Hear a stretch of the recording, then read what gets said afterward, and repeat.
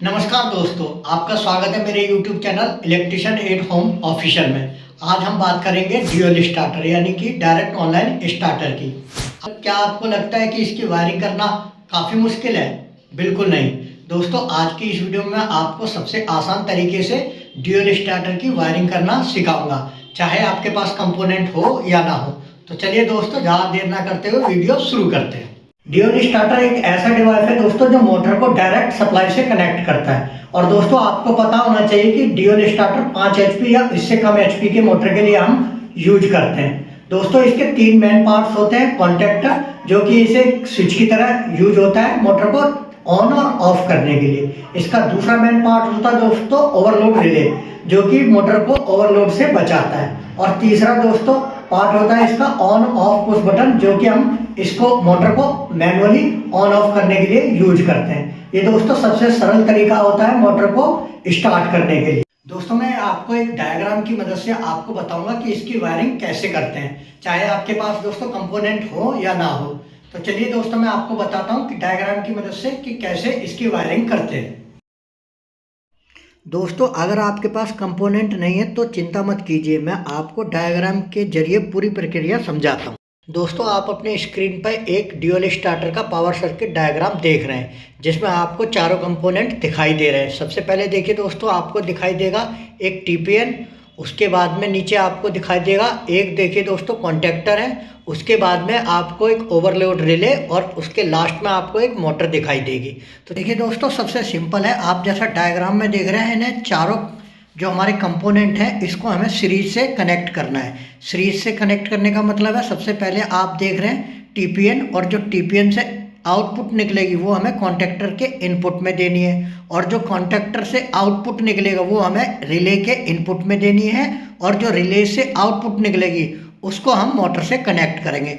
दोस्तों ये तो थी हमारी डायरेक्ट ऑनलाइन स्टार्टर की पावर वायरिंग जो मैंने आपको करके बताई। और दोस्तों ड्यूल स्टार्टर में मेन वायरिंग होती है वो होती है कंट्रोल वायरिंग। जैसा कि दोस्तों आपको पता होगा कि कोई भी स्टार्टर बिना कंट्रोल वायरिंग के नहीं चल सकता। तो वीडियो को पूरा देखिए और चलिए अब बढ़ते हैं कंट्रोल वायरिंग की तरफ। तो देखिए दोस्तों इस सर्किट में, इस डायग्राम में आपको पावर सर्किट डायग्राम और कंट्रोल सर्किट डायग्राम दोनों दिखाई दे रहे हैं। जैसा कि आपको पता है कि हमने पावर सर्किट डायग्राम की वायरिंग कर चुके हैं, और आपको ये भी पता होगा कि पावर सर्किट डायग्राम में हम 3 फेस यूज करते हैं। जैसा कि दोस्तों आप जानते हैं कि जो कंट्रोल वायरिंग होती है उसमें हमें 220 सप्लाई चाहिए होती है, या फिर हम उसको 24 DC वोल्टेज से भी कंट्रोल कर सकते हैं। तो देखिए दोस्तों सबसे पहले आप देख रहे हैं जो हमने 220 सप्लाई दे रखी है, उससे पहले हमने एक डीपी स्विच लगा रखा है यानी कि डबल पोल MCB, जिसमें न्यूट्रल और फेस वायर कनेक्ट। तो दोस्तों सबसे पहले हम फेस वायर कनेक्ट करेंगे।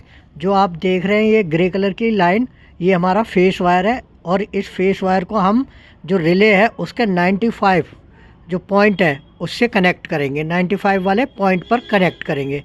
देखिए दोस्तों उसके बाद में हम बात करेंगे न्यूट्रल पॉइंट की। जो न्यूट्रल पॉइंट हमारा आया है वो हम अपने कॉन्टेक्टर के एक्सिलरी पॉइंट है उसको A2 से कनेक्ट करेंगे।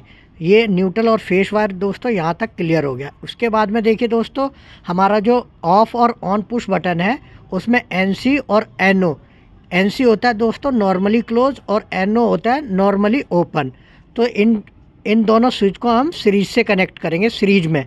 तो देखिए आप जो हमारा रिले का पॉइंट है 96, वहाँ से एक वायर हम कनेक्ट करेंगे ऑफ पुश बटन के इनपुट में, और वहाँ से जो ऑफ पुश बटन के आउटपुट से एक वायर निकलेगा वो हम ऑन पुश बटन के इनपुट में, और वहाँ से जो आउटपुट से वायर निकलेगा उसको हम सीधा लेके जाएंगे जो हमारा एक्सिलरी कॉन्टैक्ट है उसमें A1 और 13 नंबर पॉइंट को लूप करते हुए दोनों से कनेक्ट करेंगे।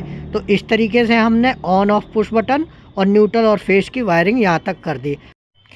तो दोस्तों ये एक बैगनी कलर की एक ये लाइन देख रहे हैं, ये हमारा वायर है, इसको हम कनेक्ट करेंगे हमारा जो 14 नंबर का NO पॉइंट है और 22 नंबर का NC पॉइंट है, और इसको हम ऑन पुश बटन और ऑफ पुश बटन के बीच से लूप करेंगे। और ये दोस्तों ये वायर हमारे कॉन्टैक्टर को ट्रिप कराने के लिए काम में आती है। हमारा ट्रिप कब होगा दोस्तों? कॉन्टैक्टर हमारा ट्रिप जब होगा, जैसे कि सपोज कीजिए मोटर हमारी 5 एम्पेयर की है, 5 एम्पेयर से ज़्यादा करंट लेगी तो ये हमारे मोटर को ट्रिप करा देगा।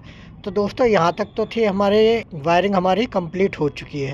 दोस्तों अब बात करते हैं ऑफ इंडिकेटर की और ऑन इंडिकेटर की। तो देख सकते हैं आप दोस्तों, दोनों इंडिकेटर को पहले हमने न्यूट्रल से कनेक्ट कर दिया है। उसके बाद में देखिए दोस्तों, ऑफ इंडिकेटर है वो हमें जो हमारा कॉन्टेक्टर का एक्सिलरी पॉइंट है उसके 21 नंबर NC से कनेक्ट करना है।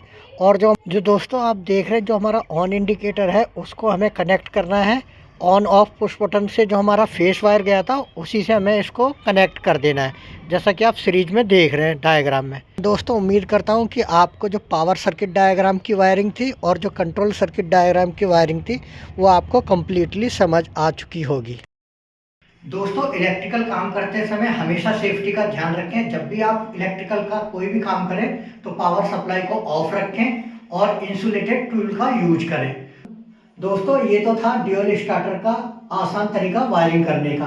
अगर दोस्तों आपको ये वीडियो पसंद आई तो प्लीज़ लाइक कीजिए, चैनल को सब्सक्राइब कीजिए और कमेंट में मुझे बताइए कि आप किस टॉपिक पर और वीडियो देखना चाहते हैं। तो आज की वीडियो में इतना ही। सेफ रहे, सुरक्षित रहे। Thank you for watching.